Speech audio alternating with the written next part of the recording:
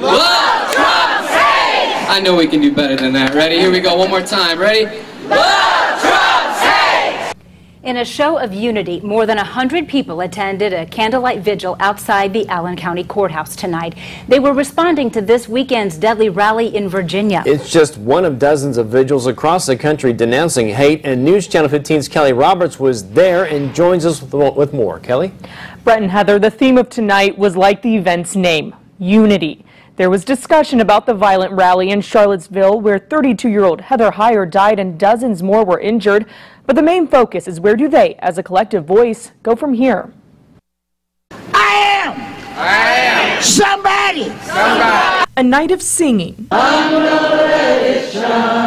A night of remembrance. We are here tonight because an evil man may have silenced Heather's voice, but we will use her memory to challenge people to make equality their primary choice. A night of light. It don't matter if they're black or white or mixed or whatever.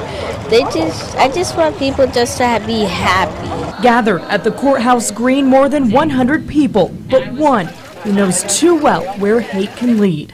Somehow, some way, this have got to quit. I lost my son because of this. Shirley Hardicks. Last summer, she lost her son Sam, killed by a self-described white supremacist. That individual chose to do that, and his reward was a patch. Tonight, she stood in a sea of races, religions, ages, asking everyone to stand with her. So it's not going to take one person. It's not going to take two. It's not going to take 12. It's going to take everybody. Regardless of what race you was born in, what country that you came from. If you're here in America, you got to stand up with everybody else. The vigil lasted over an hour and included a moment of silence for victims of hate. As for the man who killed Sam Hardicks, he was sentenced to 65 years in prison. Kelly Roberts, News Channel 15.